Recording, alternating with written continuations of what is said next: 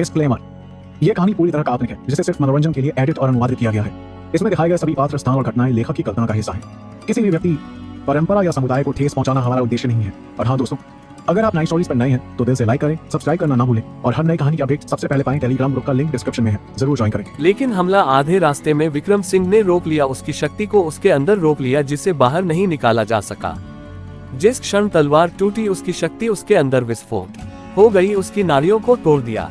इसके बाद चिराग सामान्य व्यक्ति से भी बदतर हो जाएगा।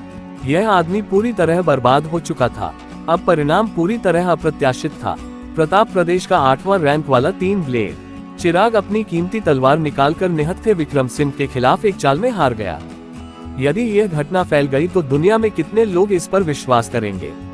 फिर भी यह अविश्वसनीय घटना सभी के सामने हुई। कैसे, ये कैसे हो सकता है? चिराग ने संघर्ष करते हुए पूछा। ये क्यों नहीं हो सकता? विक्रम ने अपने हाथ पीछे बांधे हुए नर्म स्वर में कहा, यदि तुम वास्तव में इंटीग्रेशन रियल्म के होते तो निश्चित रूप से मैं तुम एक चाल में नहीं हरा पाता। लेकिन तुम केवल एक छद्म इंटीग्रेशन रियल्म अभ्यासी हो, एक चाल भी बहुत ज्यादा है। तुम वास्तव में कितने साल के हो? तुम में इतनी विशाल शक्ति कैसे हो सकती है? चिराग खून उगल रहा था और चिल्लाया, मैं इसे नहीं मानता। मानो या न मानो, तुम हार चुके हो। विक्रम ने हल्की मुस्कान के साथ कहा और दूर खड़े युवराज शौर्य की ओर देखा। युवराज शौर्य, ऐसा लगता है कि तुम्हारा दांव असफल रहा। युवराज शौर्य अभी भी स्तब्ध था। उसने सोचा था कि चिराग के कदम उठाने से इस लड़ाई में कोई संदेह नहीं था। अभी उसने 4 महान परिवारों से लगभग 2 अरब और जीते हुए 2 अरब को मिलाकर नीलगिरी क्लब हाउस को पूरी तरह से हथियाने के लिए दांव लगाया था। हालांकि परिणाम पूरी तरह से उलट था। न केवल उनकी तरफ हार हुई, बल्कि सबसे महत्वपूर्ण बात यह थी कि उसने अपना सारा पैसा भी खो दिया था। ये पैसा 4 महान परिवारों के साथ बंधन में इकट्ठा किया गया था। उसने परिवारों को दोगुना करके लौटाने का वादा किया था और अब उसने सब कुछ खो दिया। जब वह वापस जाएगा तो 4 महान परिवारों को इस विशाल नुकसान की व्याख्या कैसे करेगा? इस बार न केवल नीलगिरी क्लब हाउस ने पहले खोया हुआ सारा पैसा वापस जीत लिया, बल्कि उन्होंने भारी मुनाफा भी कमाया, कम से कम 40 अरब से अधिक की आय। अब न केवल उनका अपना पैसा चला गया था, बल्कि उन पर भारी कर्ज भी था। वे सब बड़ी ही मरना चाहते थे। इसके अलावा वे अब बहुत डरे हुए थे, क्योंकि इसके साथ उन्होंने अंततः विक्रम की ताकत देख ली। वह वास्तव में एक ऐसा व्यक्ति था जो एक हाथ से आकाश और धरती को हिला सकता था। पहले विक्रम से कही गई बातों को याद करते हुए उनके दिल में ठंडक महसूस हुई। यदि विक्रम चाहता तो उसकी एक उंगली की झटके से उन्हें कुचल सकता था। विक्रम के सामने वे क्या थे? नमन शुक्ला भी था, जिसने ईशान का पक्ष लिया था। शुरू में वह अपनी हथेलियों को मलते हुए उस दृश्य की प्रतीक्षा कर रहा था जिसमें विक्रम को 3 ब्लेड चिराग द्वारा मार दिया जाएगा। उसने उच्च ब्याज दरों पर ऋण लिया था और भारी दांव लगाए थे, यह उम्मीद करते हुए कि वह पहले खोया हुआ सब कुछ वापस जीत लेगा और अतिरिक्त मुनाफा भी कमाएगा। लेकिन इसके बजाय वह इस गड्ढे में और गहरा डूब गया। न केवल वह पहले खोया हुआ पैसा वापस नहीं कर सका, बल्कि उसने जो पैसा उधार लिया था वह भी नाले में चला गया। ये देखकर कि युवराज शौर्य चुप रहा, विक्रम हंसा और मंच से नीचे उतरा आराम से कहा, यदि युवराज यश बोल नहीं रहे तो सुनो कि मुझे क्या कहना है। मैंने सुना कि तुम कल लौटे और नीलगिरी क्लब हाउस में बड़ी ही हंगामा किया, मेरे भाई को लगभग मार डाला। इसके अलावा तुमने डींग मारी कि तुम मुझे तड़प कर मरते देखना चाहते हो। क्या ये सच है? जैसा कि वह बोल रहा था वह युवराज शौर्य की ओर चला। जब तक उसके शब्द समाप्त हुए वह छोटी ही क्रम युवराज शौर्य के सामने खड़ा था। युवराज शौर्य पसीने से तरबतर था, यहाँ तक कि 3 ब्लेड चिराग भी विक्रम की एक चाल का सामना नहीं कर सका, तो वह स्वयं तो बिल्कुल नहीं। उसका पुराना घमंड गायब हो गया था और विक्रम के सामने उसे केवल भारी दबाव महसूस हो रहा था। क्या हुआ? क्या युवराज यश करने की हिम्मत रखते हैं लेकिन कबूल नहीं करते? विक्रम ने मुस्कुराते हुए कहा और हाथ बढ़ाकर युवराज शौर्य की गर्दन पकड़ ली, उसे ऊपर उठाया और ठंडे स्वर में बोला, लेकिन भले ही तुम कबूल न करो, मैं तुम्हें छोड़ूंगा नहीं। अपने शब्दों को समाप्त करते हुए विक्रम ने युवराज शौर्य को मंच पर फेंक दिया। युवराज शौर्य बिखरा हुआ गिर पड़ा, तास खून का थूक उगल दिया, लगभग बेहोश हो गया। तुम क्या कर रहे हो? निशांत व्यास ने बगल से गुस्से से चिल्लाया। विक्रम, क्या तुम वास्तव में सोचते हो कि तुम अजय हो? क्या तुम नहीं देखते कि हमारे कितने लोग यहाँ हैं? निशांत व्यास के वाक्य को पूरा करने से पहले ही विक्रम ने उसकी गर्दन भी पकड़ ली और उसे मंच पर फेंक दिया। फिर विक्रम ने ठंडी नजरों से चारों ओर देखा और कहा, यदि तुम में से कोई असहमत है तो एक साथ मुझ पर आ जाओ, समय बर्बाद मत करो। लोगों ने एक दूसरे की ओर देखा और कई काफी ताकतवर लोगों ने आगे बढ़कर गुस्से से चिल्लाया, विक्रम क्या तुम 4 महान परिवारों के दुश्मन बनने की हिम्मत करते हो? चुप! विक्रम ने ठंडे स्वर में चिल्लाया, अपने हाथ को लहराया और शक्ति का एक धमाका भेजा जिसने इन लोगों को उड़ा दिया। वे जमीन पर गिरे, सभी दर्द से चीखते हुए। इस कार्रवाई ने 4 महान परिवारों के उन लोगों को जो मूल रूप से हस्तक्षेप करने के बारे में सोच रहे थे अचानक शांत कर दिया। विक्रम ने जो ताकत दिखाई वह बस बहुत भयानक थी। विक्रम अपने हाथ पीछे बांधे खड़ा था, उसकी ठंडी आंखें भीड़ पर घूमी और उसने कहा, 4 महान परिवारों का क्या? यदि मैं चाहूं तो 4 महान परिवारों को भी मैं तुम्हें चौरस कर दूंगा। उसकी आवाज दृढ़ रूप से गूंजी, मौजूद सभी के कानों में गूंज रही थी। सभी हैरान थे, यहां तक कि चौहान परिवार भी ऐसे शब्द बोलने की छोटी ही ममत नहीं करता। फिर भी विक्रम ये बहुत घमंडी नहीं था क्या? विक्रम सिंह धीरे धीरे मंच पर चला, युवराज शौर्य के सिर पर पैर रखकर ठंडे स्वर में बोला, युवराज शौर्य, क्या तुमने नहीं कहा था कि तुम मुझसे बदला लेना चाहते हो? तो अब क्या तुमने यह विचार छोड़ दिया? युवराज शौर्य ने दांत कसकर बंद किए, उसकी आवाज गहरी और गंभीर थी, बहुत खुश मत हो जल्दी। तुमने चिराग को चोट पहुंचाई, तुम मरने के बराबर हो। चिराग हो स्टबलेड शर्व का शिष्य है और कमलेश पटेल का रिश्तेदार ब्याह के भी। उनमें से कोई भी तुम्हारे लिए आए, तुम जीवित नहीं बच सकते, क्या ऐसा है? विक्रम ने हल्की मुस्कान के साथ कहा, धीरे धीरे अपने पैर के नीचे जोर लगाते हुए, निश्चिंत रहो। मैं तुम्हें नहीं मारूंगा। मैं तुम्हें देखने दूंगा कि मैं कमलेश पटेल और उस घोस्ट ब्लेड शर्व को कैसे मारता हूं। विक्रम सिंह, तुम्हारी वाकई बड़ी बात है। आलोक ने नीचे से गुस्से में चिल्लाया, मेरे दादाजी प्रताप प्रदेश में 3रे स्थान प्राप्त मास्टर हैं।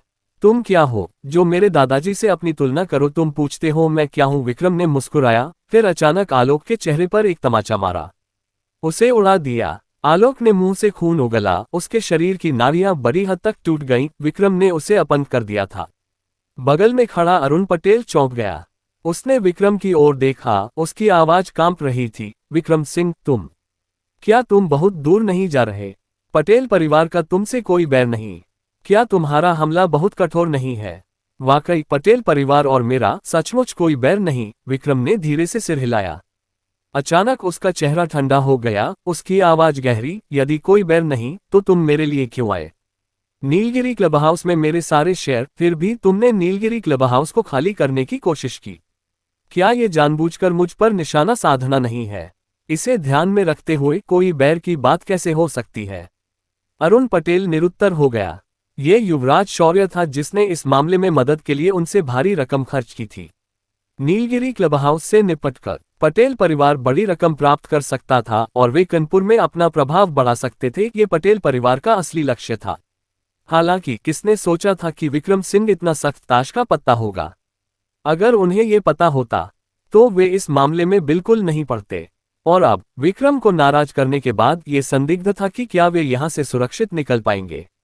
विक्रम सिंह, हम इस मामले में गलत थे, लेकिन क्या तुमने अपने कार्यों में बहुत ज्यादा नहीं कर दिया? अरुण पटेल ने गहरी सांस ली, उसकी आवाज गहरी, क्या तुम वाकई पटेल परिवार से दुश्मनी करना चाहते हो? तुम गलत हो। विक्रम ने धीरे से सिर हिलाया।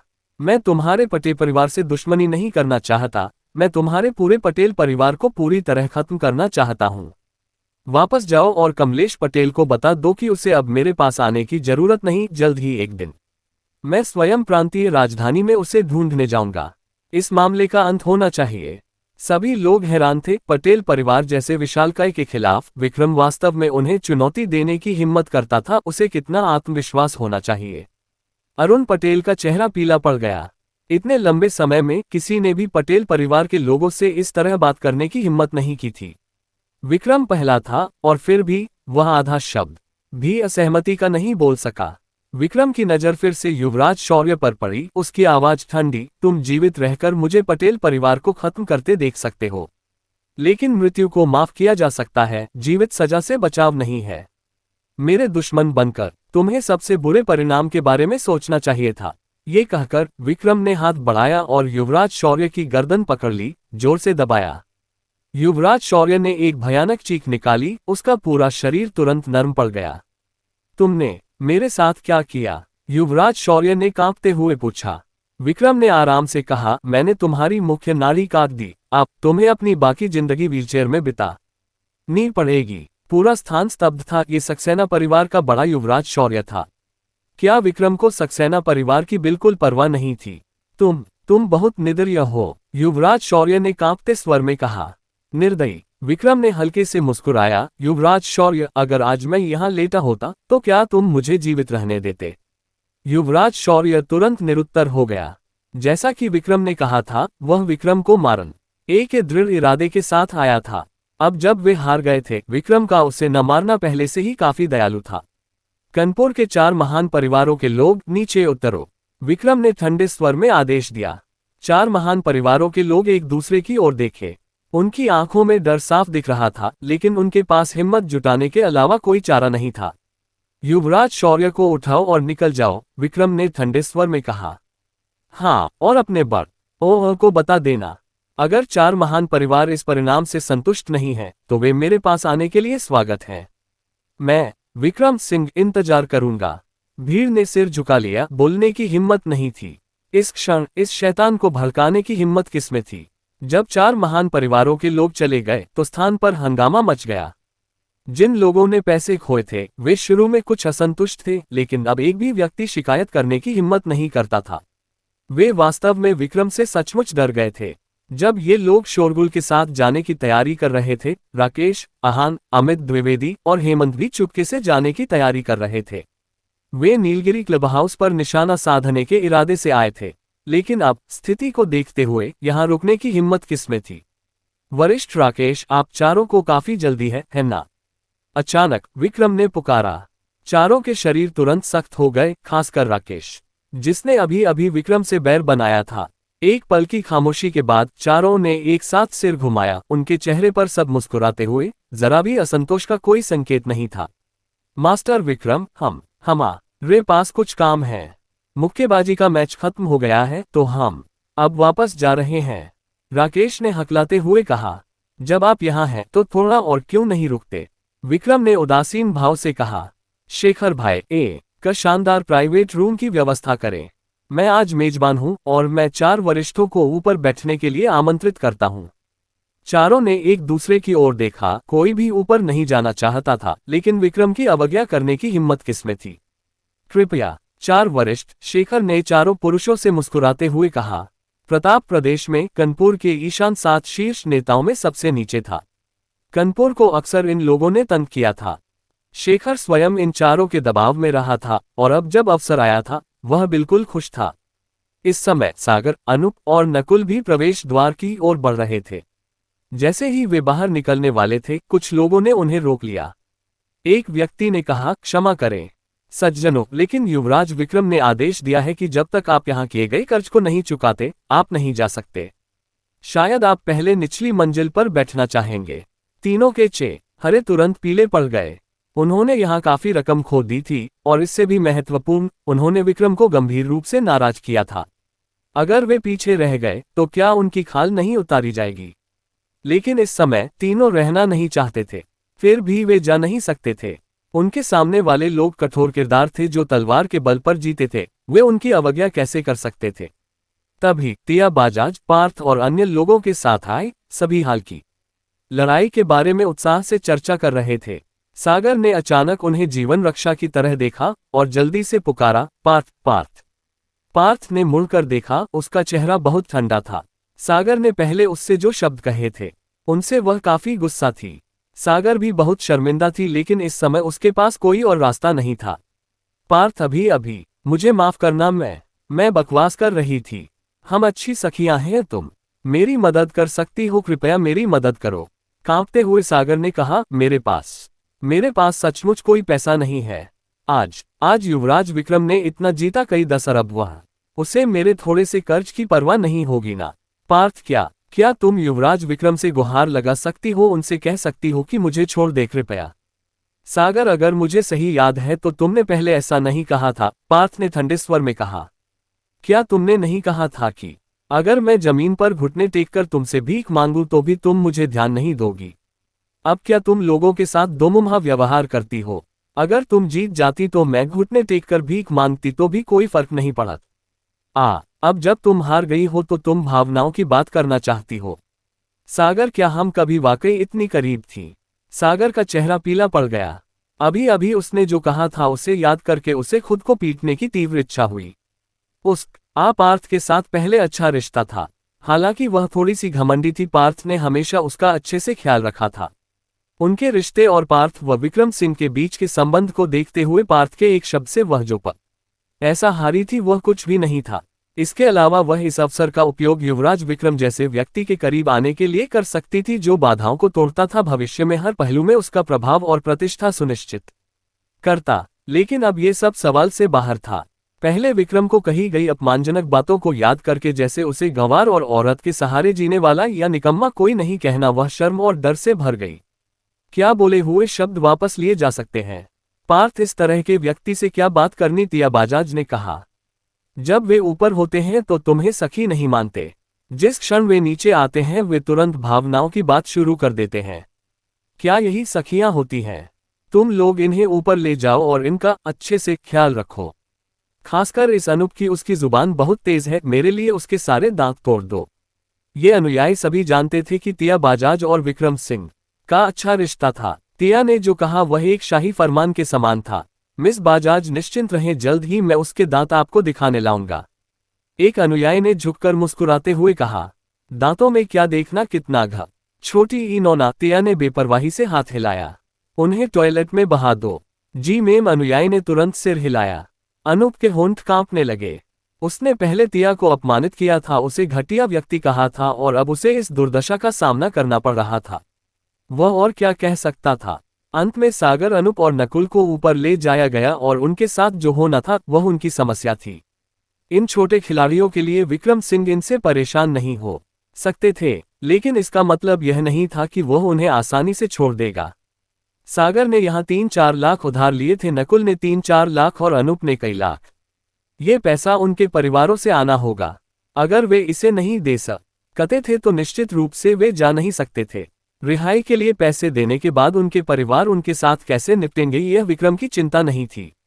ऐसा करके वह उन्हें वर्चस्व के क्रम की सीख दे रहा था।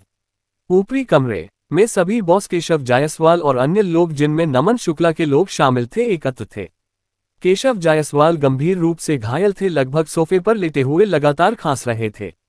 4 बॉस और नमन शुक्ला जैसे लोग सभी निराश और अत्यंत शर्मिंदा थे। इस बार न केवल वे बुरी तरह हार गए थे, बल्कि मुख्य मुद्दा ये था कि उन्होंने उस व्यक्ति को नाराज कर दिया था जिसे नहीं करना चाहिए था। यह असली आपदा थी। कमरे का दरवाजा खुला और विक्रम सिंह अंदर आया। उसके साथ ईशान पूर्ण सम्मान और शिष्टाचार के साथ था। विक्रम के चेहरे पर हल्की मुस्कान थी, लेकिन कमरे में मौजूद लोगों के लिए अब जो विक्रम वे देख रहे थे वह जैसे कोई दैत्य हो। सबको इंतजार कराने का लिए खेद है, विक्रम ने सोफे पर बैठते हुए कहा। मास्टर विक्रम बहुत विनम्र हैं, राकेश ने पसीना पोंछते हुए कहा। मास्टर विक्रम का इंतजार करना, ये हमें करना चाहिए। वरिष्ठ राकेश को वाकई शब्दों का जादू है, विक्रम ने हल्के से मुस्कुराते हुए कहा। राकेश को नहीं पता था कि विक्रम की टिप्पणी तारीफ थी या व्यंग्यात्मक टिप्पणी। उसका चेहरा शर्मनाक रूप से अजीब था। बस बहुत हुआ, अब काम पर आओ, विक्रम ने मुंह मुस्कुराते हुए कहा। आज मैंने आप सभी को यहाँ रखा है मुख्य रूप से क्योंकि एक छोटा सा मामला निपटाना है। चारों सीधे बैठ गए, ये जानते हुए कि वे अपरिहार्य से नहीं बच सकते। नर्म स्वर में विक्रम ने कहा, मैंने पहल ईशान से भी पूछा और ऐसा लगता है कि उसका आप चारों से कोई बैर नहीं है। तो मैं पूछना चाहता हूं, आपका कानपुर के 4 महान परिवारों के साथ मिलकर नीलगिरी क्लब हाउस की संपत्ति खाली करने का उद्देश्य क्या था? चारों पुरुषों ने सिर झुका लिया, कोई भी बोलने की हिम्मत नहीं कर रहा था। यदि आप चारों जवाब नहीं देना चाहते तो मैं और नहीं पूछूंगा, विक्रम ने हल्की मुस्कान के साथ कहा। हर किसी के अपने विचार होते हैं और अपने कार्यों को दूसरों को समझाने की जरूरत नहीं है। हालांकि अगर आपने कुछ गलत किया है तो आपको परिणाम स्वीकार करने होंगे, जो मुझे विश्वास है कि सभी समझते हैं ना। उनके चेहरों से रंग उड़ गया। असली सवाल ये था कि उन्हें किस तरह की सजा स्वीकार करनी होगी। मास्टर विक्रम, इस बार हम इस मामले में गलत थे। हम लालच में अंधे थे, इसलिए हमने ऐसी परेशानी पैदा की, अमित द्विवेदी ने धीमे स्वर में कहा। मैं यहाँ और अभी मास्टर विक्रम से माफी मांगना चाहता हूँ। बाकी तीनों ने भी एक के बाद एक माफी मांगी, जिसके जवाब में विक्रम ने हल्की मुस्कान दी। उनके खत्म होने के बाद वह नर्म स्वर में बोला, माफी मांगना जरूरी है बिल्कुल। लेक छोटी ईना निश्चित रूप से सिर्फ माफी काफी नहीं होगी है ना। सिर्फ माफी मांगना निश्चित रूप से काफी नहीं है, आहान ने जल्दी से कहा। मास्टर विक्रम आप जो भी आदेश दे बस कहें और हम 4 बिना शिकन के उसे पूरा करेंगे। अरे इसका जिक्र मत करो, मेरे पास वाकई एक छोटा सा अनुग्रह मांगना है, विक्रम ने मुस्कुराते हुए कहा। मास्टर विक्रम अपना आदेश दे और हम 4 बिना किसी शिकायत के आग और पानी से गुजर जाएंगे। राकेश ने तुरंत कह। आज जो स्पष्ट रूप से सबसे ज्यादा डरा हुआ था, आखिरकार यह वह था जिसका अभी अभी विक्रम के साथ टकराव हुआ था। यह मामला वास्तव में थोड़ा शर्मनाक है, विक्रम ने मुस्कुराते हुए कहा। देखिए मेरे साले ने एक कंपनी छोटे उरू की है, लेकिन हाल ही में नकदी का संकट हो रहा है। जैसा कि आपने नीलगिरी क्लब हाउस में देखा, यहां हमें एक बार ठगा गया था और हमारा पैसा लगभग खत्म हो गया था। मेरे पास वाकई नकदी की कमी है। ये वास्तव में एक कठिन मुद्दा है। सभी 4 तेज दिमाग वाले थे और तुरंत समझ गए कि विक्रम क्या कहना चाहता था। नीलगिरी क्लब हाउस में नकदी की कमी का क्या मतलब? उन्होंने आज 40-50 अरब जीते थे। साफ तौर पर विक्रम उनसे पैसा खर्च करने के लिए कह रहा था, लेकिन इस समय सबसे ज्यादा महत्वपूर्ण उनकी जान बचाना था। पैसा एक छोटी सी बात थी, निश्चिंत रहे मास्टर विक्रम, राकेश ने तुरंत कहा। आपको जितनी भी नकदी चाहिए बस कहें और मैं तुरंत उसे भेजने की व्यवस्था करूंगा। बाकी तीनों ने भी बार बार सिर हिलाया। विक्रम ने मुस्कुराया और कहा, यह ज्यादा नहीं है, बस 10-20 अरब काफी होंगे। एक धमाके के साथ राकेश जमीन पर गिर पड़ा। बाकी तीनों स्तब्ध होकर चुप हो गए।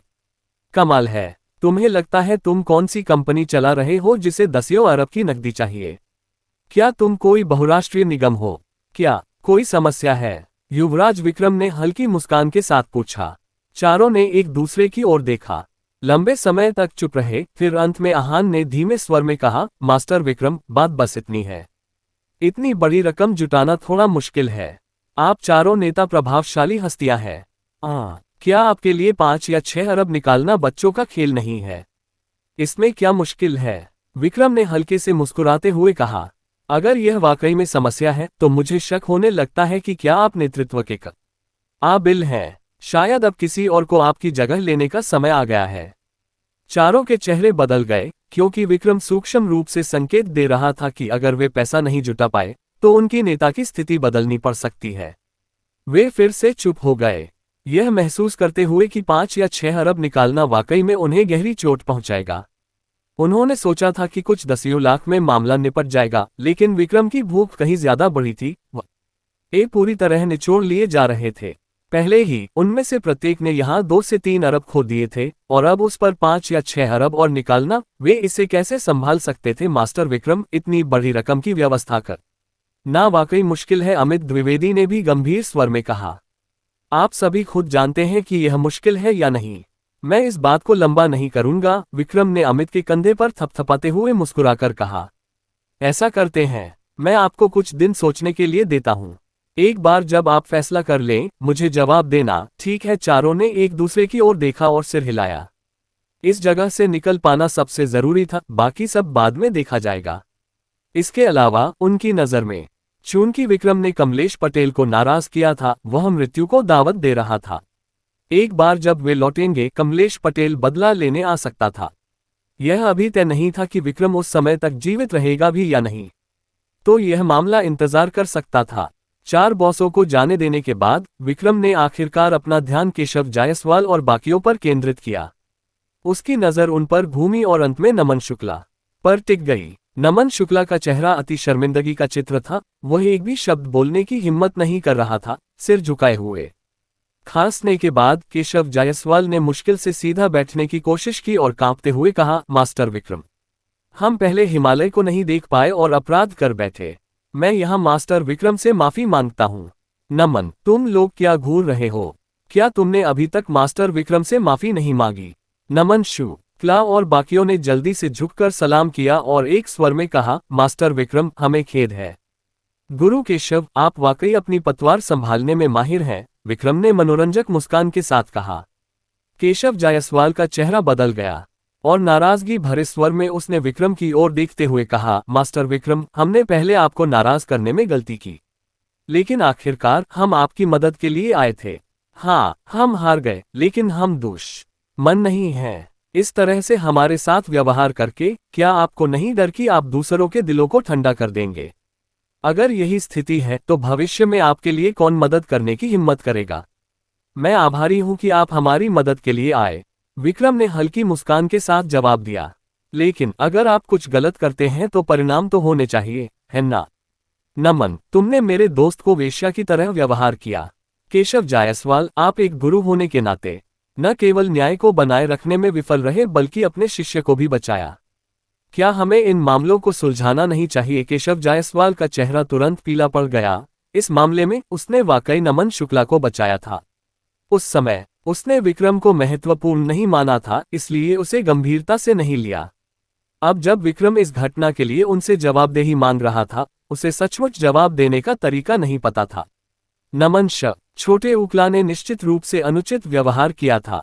इसके अलावा जहां तक मुझे पता है, नमन शुक्ला ने नीलगिरी क्लब हाउस का हिस्सा हथियाने की इच्छा से हमारे खिलाफ सट्टा लगाने के लिए सूदीखोर कर्ज लिया था। विक्रम ने केशव जायसवाल की ओर ठंडी नजरों से देखते हुए कहा, गुरु केशव, क्या यही आप मदद कहते हैं? क्या ये गिरी हुई स्थिति में किसी पर लात मारने के बराबर नहीं है?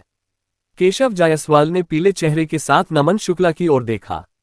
इस घटना के बिना वे इतनी निष्क्रिय स्थिति में नहीं होते। नमन शुक्ला और भी ज्यादा शर्मिंदा दिख रहा था। बात सिर्फ इतनी नहीं थी कि उसने कितना पैसा खोया था, बल्कि इस घटना ने उनके लिए आसानी से निकलना और भी मुश्किल कर दिया था। मास्टर विक्रम, यह मेरी अनुशासन में असफलता है, केशव जायसवाल ने गहरी सांस लेकर कहा। मैं सजा स्वीकार करने को तैयार हूं। विक्रम ने केशव जायसवाल को देखा, जो हालांकि कुछ हद तक सुरक्षात्मक और घमंडी था। वाकई एक आदर्श गुरु था। इस समय अपने शिष्य की जिम्मेदारी लेना कोई आसान बात नहीं थी। चूंकि गुरु केशव ने ऐसा कहा है तो मैं इसे और नहीं खींचूंगा। विक्रम खड़ा हुआ। आप इस बार मदद के लिए आए थे और ईशान ने आपको 8 लाख दिए थे। आइए उस पैसे को कर्ज चुकाने के लिए इस्तेमाल करें। ये कैसा रहेगा? केशव जायसवाल ने धीरे से सिर हिलाया। धन्यवाद मास्टर विक्रम। विक्रम ने और कुछ नहीं कहा, केवल नमन शुक्ला को गहरी नजर से देखा और बोला, भविष्य में जब तुम बाहर हो, लड़कियों का कुछ सम्मान करना। हर सुंदर लड़की को वेश्या मत समझ लेना। आज मैं तुम्हारे गुरु के लिए इसे छोड़ रहा हूं, वरना तुम अपनी आंखें यहां छोड़कर जाते। नमन शुक्ला सर्दी के झिंगुर जैसा चुप रहा, एक शब्द बोलने की हिम्मत नहीं कर रहा, पूरी तरह डर गया था। ईशान ने केशव जायसवाल और बाकियों की ओर देखा भी नहीं, सम्मानपूर्वक विक्रम के पीछे पीछे चला गया। इस घटना के बाद उसे समझ आ गया था कि उसके सामने खड़ा विक्रम ही सचमुच अनन्य शक्तिशाली व्यक्ति था। ऐसे व्यक्ति के समर्थन के साथ गुरु केशव और गुरु समर जैसे अन्य लोग अब महत्वपूर्ण नहीं थे। विक्रम की अच्छी सेवा करना ही असल में मायने रखता था। लिफ्ट में प्रवेश करते हुए ईशान ने सावधानी से कहा, युवराज विक्रम, अगर आपकी बहन की कंपनी को पैसे की जरूरत है, मेरे पास अभी भी 1 दर्जन से ज्यादा अरब का निष्क्रिय धन है।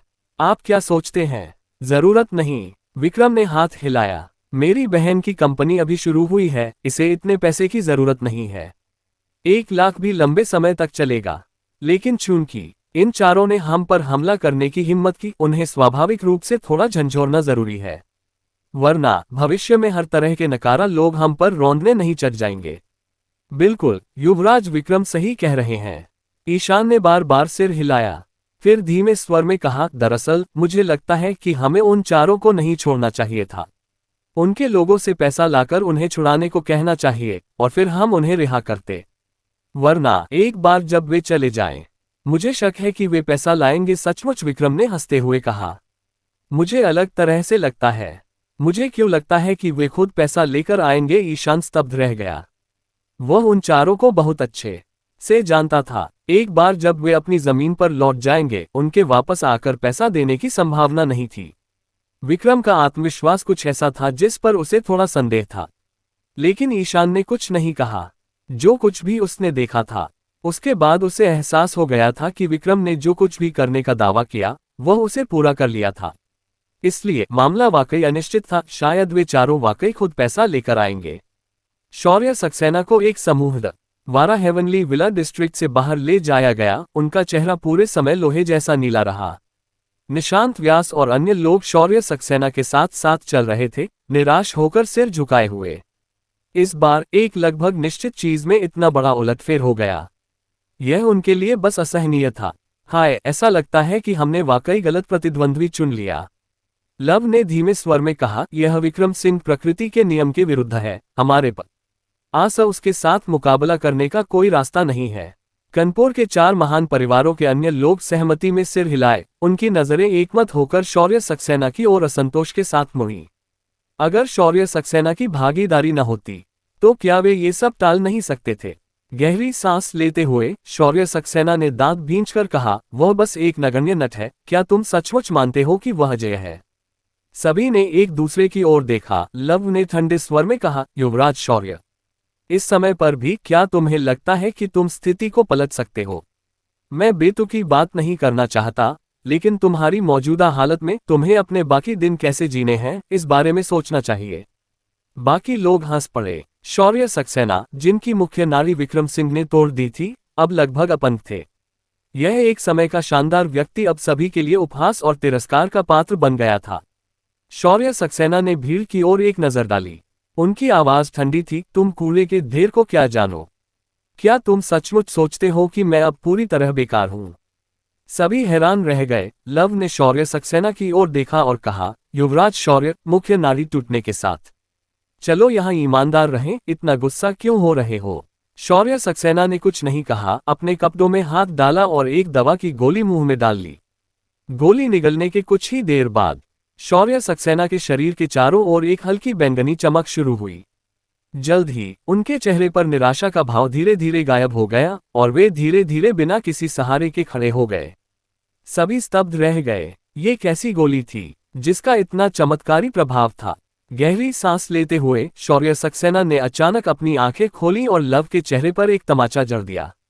अचानक हमले से लव कई कदम पीछे लड़खड़ाया। उसके मुंह से एक खून बहने लगा। गुस्से में वह दहाड़ा और शौर्य सक्सेना की ओर झपटा, लेकिन उसे जमीन पर गिरा दिया गया और उसका सिर पैरों तले कुचल दिया गया। जो कोई भी अवज्ञा करे, मेरे साथ लड़ने आए। शौर्य सक्सेना ने भीड़ को ठंडी नजरों से देखते हुए कहा। समूह ने एक दूसरे की ओर देखा। उनके बीच शौर्य सक्सेना की ताकत वाकई सबसे ज्यादा थी। शौर्य सक्सेना से लड़ते रहना उनकी क्षमता से परे था। इसमें क्या कौशल है हमें धमकाने में? अगर तुम में दम है तो विक्रम सिंह से जाकर लड़ो। जमीन पर पड़ा लव गुस्से में थूकते हुए बोला, किसी और से कुत्ते की तरह पीटे जाने के बाद हमसे श्रेष्ठता का एहसास लेना। शौर्य सक्सेना, मैं तुम्हें वाकई तुच्छ समझता हूं। ध्यान से सुनो। शौर्य सक्सेना ने लव की गर्दन पर दृढ़ता से दबाव डाला। उनकी आवाज ठंडी थी, अगर वह विक्रम आज रात जिंदा बच गया तो मेरा नाम शौर्य सक्सेना नहीं है। सभी चौंक गए। निशांत व्यास ने धीमे स्वर में कहा, युवराज शौर्य, क्या तुम्हारे पास कोई और योजना है? क्या तुम जानते हो विक्रम सिंह का एक अच्छा दोस्त है जिसका नाम अभिनव मिश्रा है?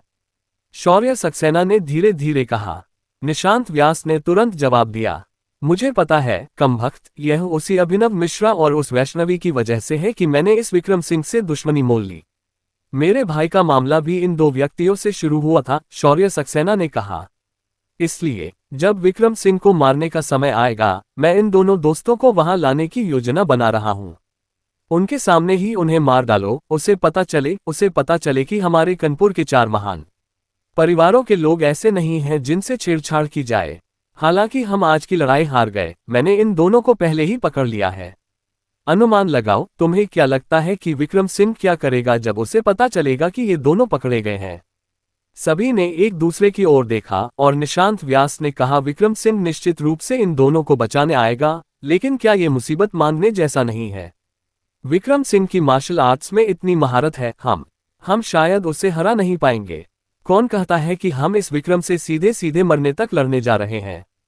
शौर्य सक्सेना ने ठंडी हंसी के साथ कहा, चाहे उसकी मार्शल आर्ट्स कितनी भी अच्छी हो, एक बम उसकी जान ले सकता है। हम इन दोनों व्यक्तियों पर कुछ रिमोट नियंत्रित बम बांध सकते हैं और जैसे ही वह दिखाई देगा, बस इस हरामी को उड़ा दो। क्या तुम्हें लगता है कि वह इससे बच सकता है?